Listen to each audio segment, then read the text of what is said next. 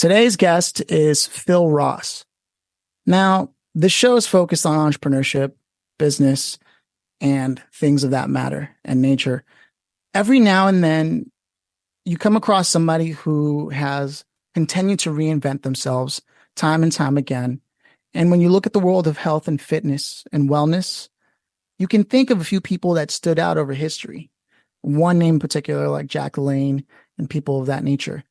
Today, we have someone, Phil Ross, namely, who will share a story with you of what drives him to be able to have such consistency in his fitness outside of just his professional standards as a coach. He's an adjunct professor at a college. He's the coach and trainer, like I told you.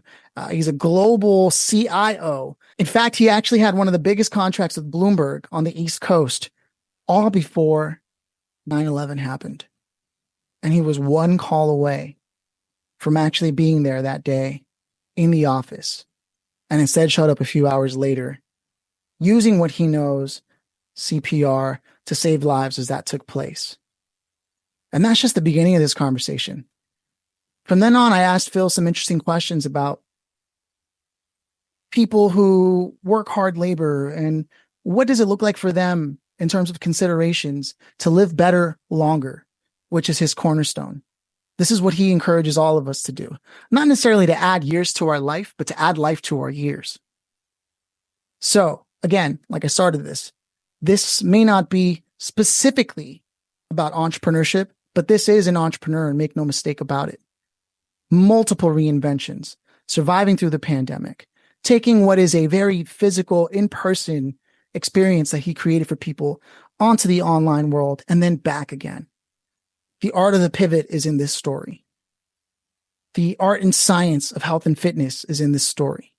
And more importantly, the mindset that every entrepreneur needs in order to succeed. Without further ado, Phil Ross. You have such an interesting background, and you just looked at every aspect of human performance. For me, I don't take that lightly, because someone who goes into that space doesn't go in there by accident, and to do it successfully and be in shape and win black belts. That takes discipline. It takes effort. It takes execution and planning. So I was thinking, where could I start with things? And I thought to myself, well, most of the people who are listening are entrepreneurs, business owners. A lot of them spend a lot of time sitting down in front of a computer. I myself am guilty of the same. Don't always move a lot. Where did your passion for movement and excellence really start? At a young age, when we were first growing up, we lived with my grandparents, and my grandfather was a boxing trainer at Paul Cavalier's gym in Paterson, New Jersey. And that was, his part-time job. He was a pressman in the mills. And, he started me working out as a kid. Like, he taught me how to throw a punch. He taught me about how to do abdominals. He said, "Oh, you always got to be in condition." And then on the other side, my dad, that was my mother's father. And my dad was a big time athlete, was a really good football player, went to college and so forth with that. And then he was a Marine as well. So, I wanted to be strong. And then my uncle, who lived across the street, was a state trooper, always in shape. So I had these people around me that were athletes, that were in condition, and, so that was kind of ingrained into me. It makes a difference, doesn't it? It really does. And the thing is, that's one of the reasons I people say that, the most common reason that they don't train is they don't have the time. I don't have time. And the thing is that, well, what do you have the time for? Do you have the time to die early or live miserably because you can't move? And I kind of came up with a solution to this. During COVID, when everyone was locked down, right? And audience knows, I'm a full-time college professor, and I'm in the exercise, wellness, and sports management side of the school. That's what I'm a professor in the WEX department. So what I did was to stimulate people. I put together these workouts and put them online. Okay? And then as I was sitting there, do work and you can get involved in your work, right? You can sit there for hours. I said, every hour I'm getting up and I did a 5-minute workout. So I get up, whether it's push-ups, sit-ups, squats, bridges, whatever, swing a kettlebell press, work some kickboxing, work some boxing, stretch. And what I do is I put together 55 workouts that you can do in a 6x6 space with little to no equipment. And I said, well, this is like an exercise snack. Now, imagine you are someone who's deconditioned. You don't want to go to a gym. You're intimidated. You don't have the time, and you don't have the endurance to do a half hour or an hour workout, right? But if you say, hey, you know what? Can you do this 5-minute workout? Do you think you could do a 5-minute workout? Absolutely. Anybody can, right? Yeah. Right? So I say, okay, now do it twice a day, right? And then you build on it. And then eventually these people can build up their endurance and their confidence to be able to implement a program where they're doing, a half hour a day. If you do a half hour a day, that's great. Look, you don't have to be a Navy SEAL or an Olympic athlete to be in shape, right? And I've actually trained both, but but everyone can move. You can certainly do 5 minutes to start. It's not intimidating. A lot of people are intimidated, and my heart goes out to them because I feel terrible. One of my major drivers is that my dad was a great athlete and so forth, but what he wound up doing was he got very overweight. He was one of the people. Oh, no time. He's got time to go out to dinner, time for this, time for that, but didn't have the time to dedicate to training. And unfortunately, he was 2 inches shorter than me and 100 pounds heavier. Oh, and wow. At 66, he left us. I'm so sorry. Yeah, thanks. It's so I am like determined. I have some of my clients who are heavy, and I work with them, with fervor. Let us say, because I have it's a real personal. reason. Yeah, it is. It's very personal, and. People say, well, what is your goal now? So my goal before, when I was an athlete and thinking of selfish goals, right? Because I was an athlete and I wanted to compete and be a champion. I wanted to be a champion in different disciplines, which I was able to do fairly well at. But now, since I've moved to more the coaching phase, I want to help people live better longer. Live better longer. The difference between living and existing is your ability to move, right? So if you can move well and you have strength, you're going to live better longer. Look, you might not live like extensively longer because you're healthier, but you're going to live better longer. You won't be hunched over. You'll be able to reach up and grab something out of the cabinet. You'll be able to bend over and pick something up. You'll be able to, go for a hike with your grandchildren or throw a ball, right? I want people to be able to do this kind of stuff, enjoy yourselves. And it doesn't take that much. I mean, heck, if you look at it, if you can go in and give yourself 15, 20 minutes, half hour a day, that's going to increase your livelihood, increase your life and your ability to move. So how often do you find people take that for granted? A lot. People and people like, oh yeah, I'll do it later. Yeah, I'm starting tomorrow or New Year's or whatever. It's like, no, there's nothing wrong with the present. Look, we're living in the present moment. Take advantage of the present moment. Here you are. And look at this, take advantage of where you are. People complain a lot. People complain a lot, right?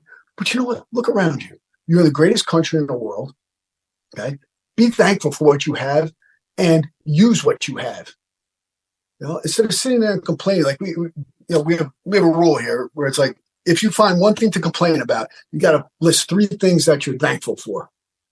Because, even if you look at depression, right? What's depression? What's the opposite of depression? It's not happiness. It's thankfulness, because you're grateful for what you have.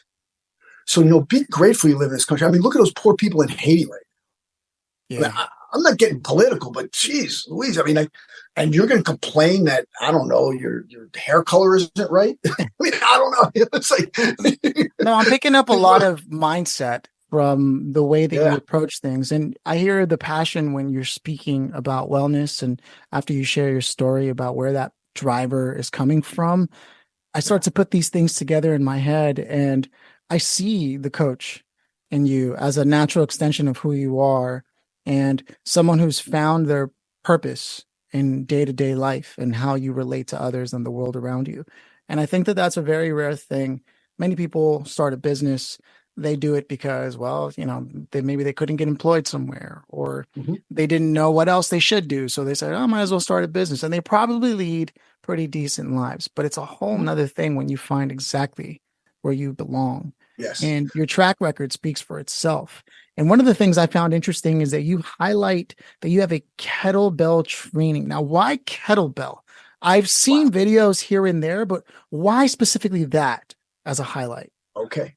Well, let me tell you, the kettlebell, it mimics real life in sport more than any other implement out there. Look, I won bodybuilding tournaments. I won Olympic lifting tournaments. I was an elite level power lifter. Okay. At the 181-pound weight class, no steroids, nothing. I was squatting 5.25, benching 370 with a Wow. pause. Okay. And I weighed in at 179.9. Okay. You know how hard that is. All right. So Yeah. this is yeah. So but what I found was the kettlebell, because it not only addresses the sagittal and frontal planes, as you do with standard weight training, okay, but it addresses the transverse plane. And where does sport and life take place? In the transverse plane. Where do most injuries occur? In the transverse plane. So I want to be strong on my transverse plane. And I'm always going through my core, right? So once I got my hands on this, I was like, wow, this is awesome. When I really learned it, I just went nuts with it. And I trained with for 6 years. I trained with the man who brought it here, Pavel Tatsaline. He brought the kettlebells here from Russia, and I became certified with him. I became a certified instructor with him, and then he left the organization. Whatever. Now I'm doing my own because what I've done is I've taken the lessons that I've learned from him and the program, the RKC. I'm also certified in body weight in 2 different organizations, plus all of my own knowledge of, I guess it's got to be over 50 years of working out. Yeah. Plus martial arts and Yeah. what comes from those techniques. And I Yep. can only imagine the kinesthetic. I mean, you're truly a professor of movement. Yeah, I am. That's what I do. Yeah, on a college level as well. You brought something up about the purpose too, because I want to tell you this. Money has never been my motivator. Success has been. I used to be in the IT world, and I worked for a company, Sun Microsystems. They were very well known. Yeah. I I know Sun Microsystems. really, Yeah. yeah. Well, I'm sure you know who Bloomberg is, right? Yeah. Yeah, Bloomberg was my client. I had Bloomberg, Reuters, uh, Cablevision at the time. Now they're Optimum. So I had some heavy hitters. Okay? Yeah. I had the biggest single contract in the country with Bloomberg. Okay, yeah. Um, but my office was in the Trade Center. Oh, the Trade Center. Yeah, I was supposed to be there that day. My office on the 25th floor. Yeah, I watched. I watched the second plane hit. Because my boss told me to come in late that day. I did the first meeting on the phone because I just snagged a huge deal with ADP, right? Automated data processing. I won the deal of the month, whatever. My boss was like, come in later. I'm like, okay. And I did the meeting on the phone. I watched this. I was on the phone with my team and I saw the second plane hit as I was on our side of the river. Oh my goodness. And then what I did was I wound up, I got, I'm certified in, CPR and first aid and all that kind of stuff. So I wound up going in. I got a ride across the Perth Amboy Bridge from a corrections officer. And then I hopped on the train to go to Staten Island. And I went there to the ferry to try to help get people off the ferries and, get them some care and so forth. So I was pretty busy that day, but I was spared. And then it was funny because a lot of things changed. Like I had 6 months, 5 or 6, I guess 6 months prior to that, I got separated. Then this happened, and then everything started changing. And then, son's no longer there. After the 5th layoff, I got hit with the 5th or 6th layoff for the company. And I looked around at the landscape and I'm like, gosh, I already had my business. I did it part-time. And I'm like, got 2 choices. Go do this follow my passion. Look, I'm alive for a reason. God put me here.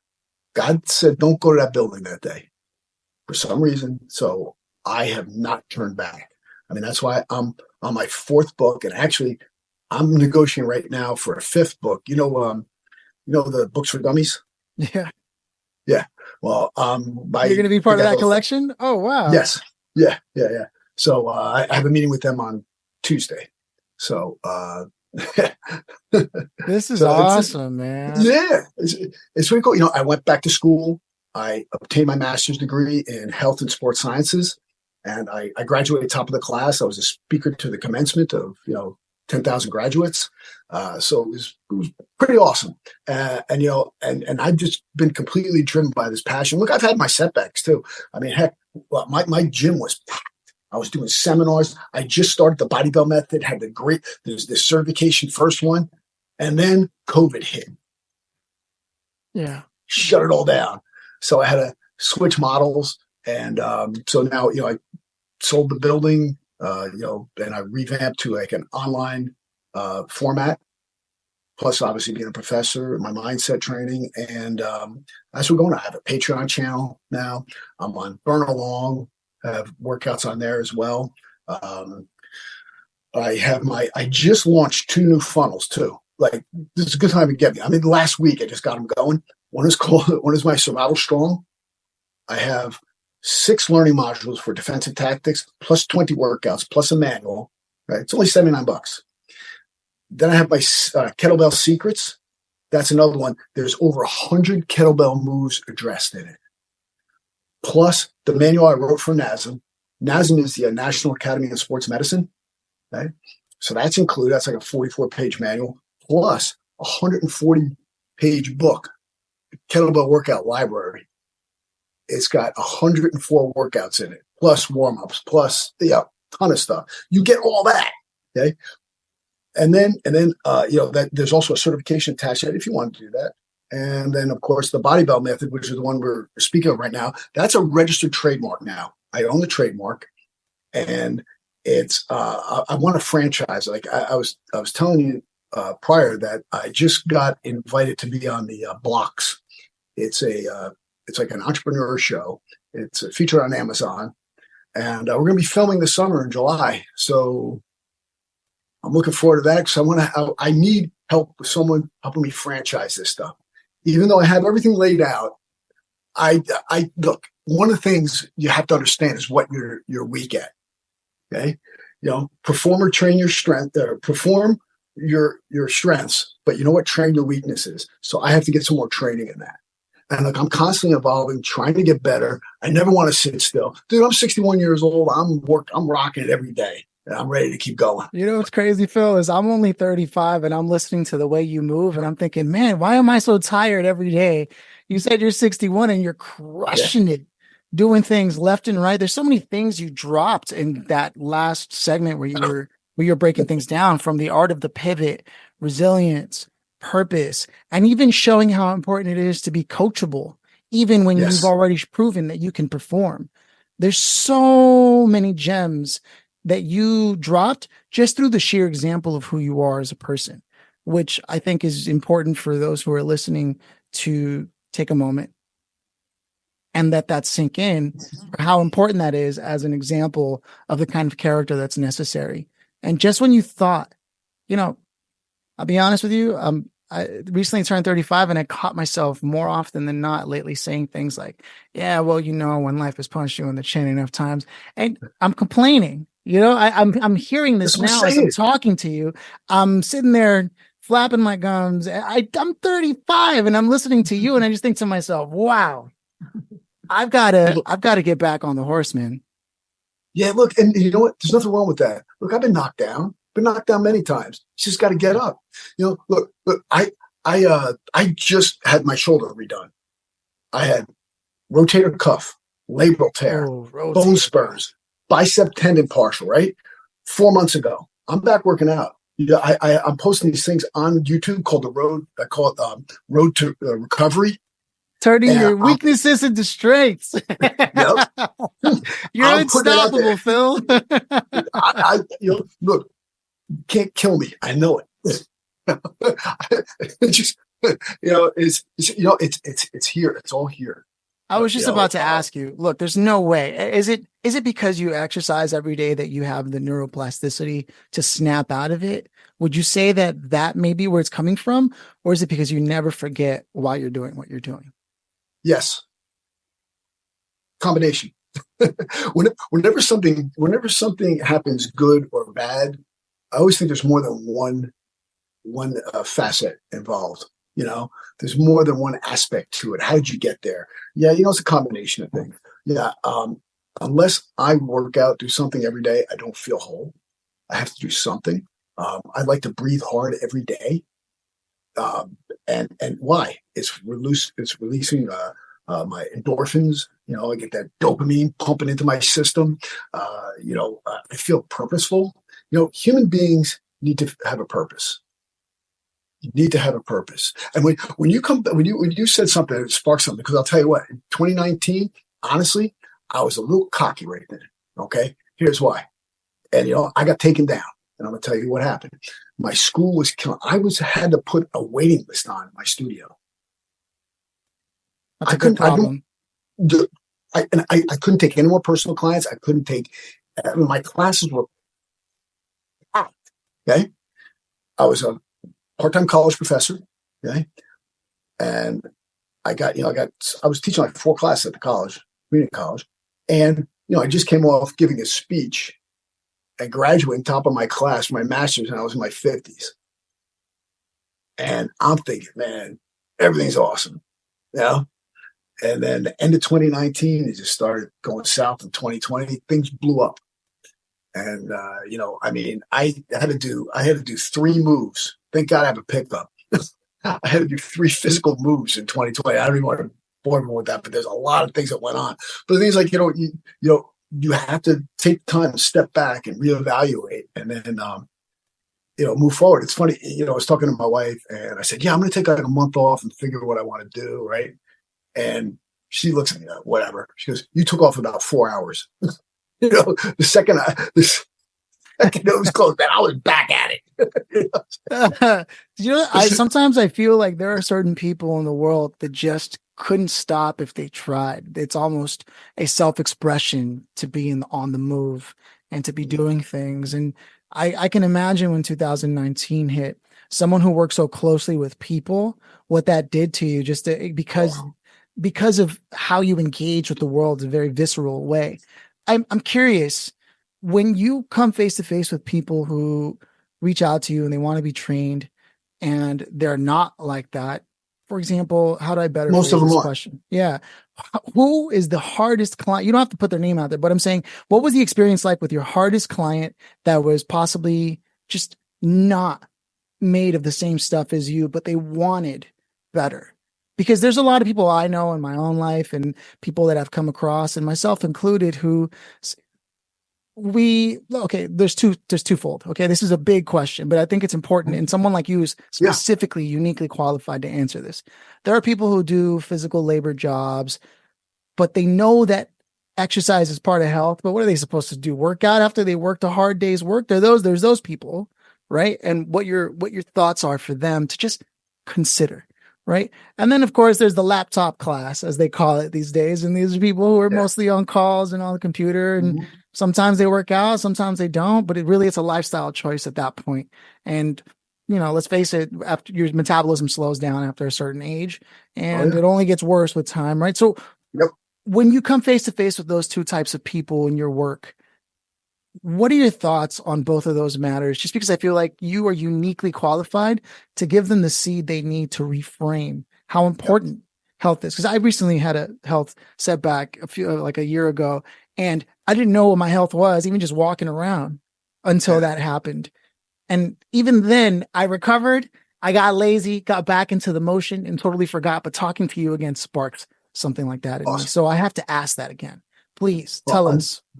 I'm glad that I was a catalyst to get you back going again. Okay. So, well, I have trained people across a wide spectrum, from laborers to desk jockeys to, whatever. Um, And the thing is that now it depends on what type of labor you are. Like, is it more, most physical labor jobs are muscular endurance based. They're doing a repetitive motion, all day or, throughout the day. So one of the things you want to focus on then is mobility. Okay. And so you want to do mobility.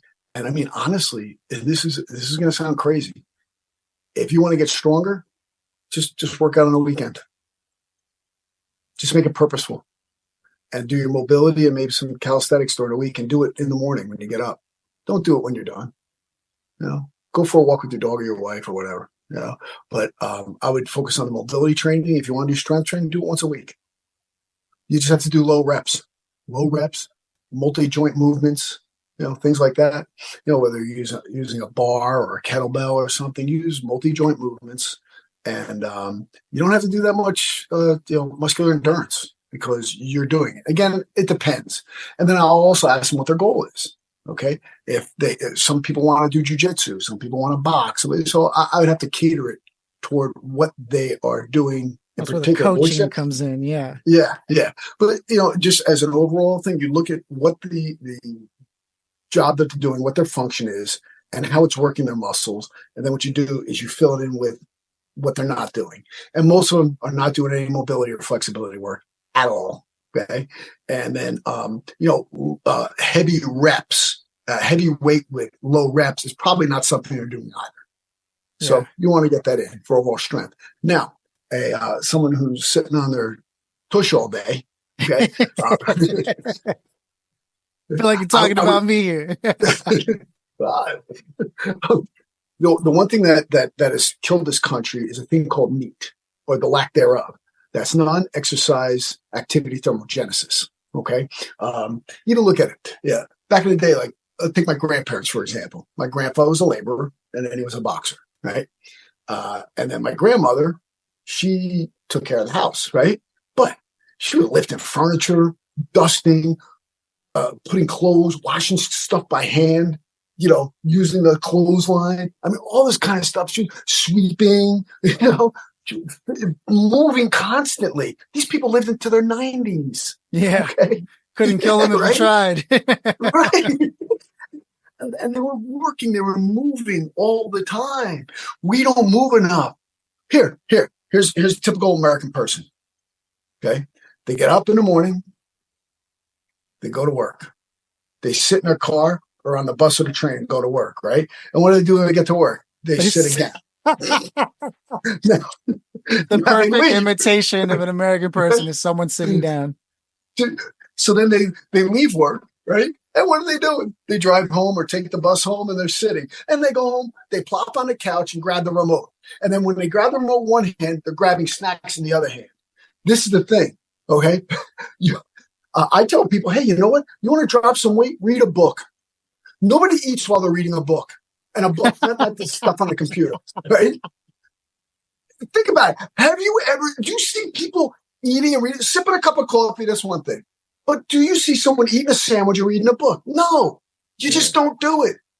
Read. And you're going to get a little bit smarter too, instead of just sitting there looking at a boob tube all day, right? Read a book. I mean, I'm always, not only am I writing books, but I'm reading 2 books right now. So non-exercise activity thermogenesis. Yeah. Wow. I get into that. Yeah, I get into that in exercise snacks book. Yeah. That's what I'm talking about, man. I knew it would be the right person to ask about that kind of idea as an exploration because of your pedigree. And, and I want to roll out the red carpet for you because you've been not only sharing your story with us and been so generous with that, but you also told us about all the amazing things you're doing. And I'm sure you've got places where people can check that out, link up, connect with you. Where specifically would you want them to connect with you and follow up after having heard this? Sure. Okay. My main site is philross.com. Just go to philross.com, real easy. The Bodybell Method has its own site called bodybellmethod.com. But I'm there. My Instagram is on my website, my Facebook. I even have a TikTok, Master Phil. Check out my YouTube channel at the Master Phil. There's over there's about 700 videos there right now at the Master Phil, and there's a lot of free content. I'm showing that whole thing with the rehab of my shoulder and what I'm doing and everything. And I'm also have a LinkedIn profile there as well. But you can get to everywhere just by going to philross.com. Real easy. Everything's there. Just my social media links. People can hit me up. Either send me a message from the website or hit me up on one of the social media platforms. I think I'm easy to talk to. Yeah. Are you more active on one more than the other, or just so people know? Sometimes people hit you up. Well, I'm an old dude, so a little more Facebook. Okay. But I'm pretty good on IG, and I like LinkedIn. I'll tell you, why I like LinkedIn? It's a little more professional. Yeah. Most of the politics and all the nonsense is off there. I mean, it's leaking it a little bit because you can't help it, but for the most part, it's pretty good. It's pretty good.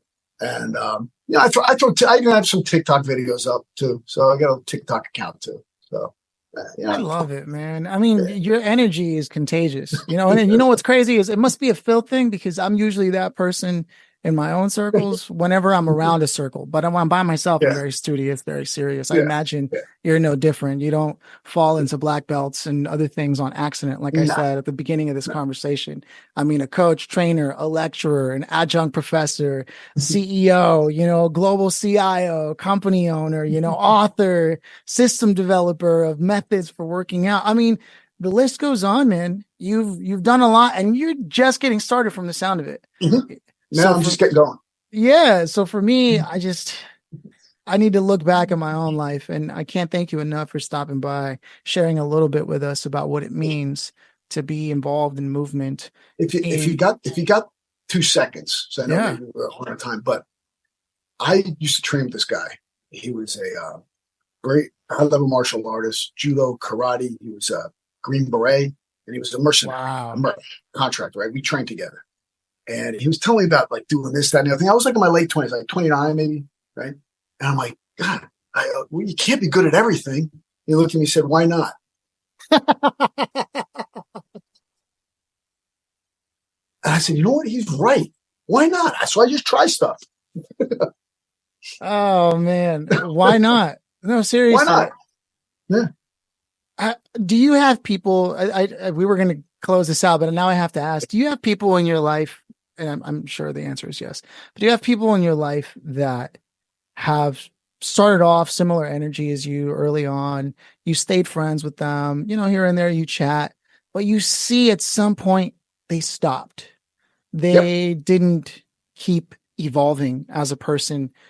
For you, how do you approach that? Have you ever attempted to open that subject with them, or do you tell yourself something along the lines of, people have their own lives to live, but I'll always be there? Or what does that look like for you? Well, I used to try to hold people to my standard, and I gave up on it just because I don't want to put them off. And just because they look at it in college. Some people graduate with A's, some people graduate with C's. Okay? People work out. Some people make it to the high level. Some people don't, right? But are they still a better person for it? Did they still accomplish something? Yes. But not everyone has the drive in my areas of expertise that I have. And I can't expect that of other people. But can they benefit from doing my training methodologies? Absolutely. So that's why I don't want to turn them off. I want to turn them on. So there it is. Man, I know why you're a trainer and why it's been so successful, because everything you say is designed to go, well, if that's what you're thinking, this is what you can think and what is possible. At every turn, your language literally exposes your mindset. I've always believed this. And when I hear you speak, I see you take whatever situation may look like at the moment and say, yeah, but it can always be better. It's like you said, you can't be good at everything. Why not? Right? That quote stuck with you, sticking with us, among many other things. Live better, longer. This is all the energy that you brought to us today. And I'm only 35, and I started noticing my mental pattern. And to hear you talking about, you said 61, and you're making me look like I'm a dusty 90-year-old at this point. And I'm thinking something's wrong. I'm 60 years too early for that. Yeah, So, heck yeah. Bill, here's to you, man. Thank you so much for everything you've done on this conversation. I really want to encourage people again to check out what you're doing. And you said it was philross.com, or Yep, philross.com. Yep. all links can be found there. Yep. You've got books, kettlebell training. Now I'm going to look into more. I'll talk to you about this after. I'm looking into some Okay. kettlebell stuff too. Oh no, you And need it. yeah, no, you said some really interesting things. And I can't thank you enough for bringing all that you are to this conversation. You left everything on the field, and not everyone does that. Sometimes people are very conservative, but I don't get that feeling from you at all. Nah, nah, nah. Pleasure's all here. Pleasure's all Yeah. here. All Thanks, here. Bill. Thank you.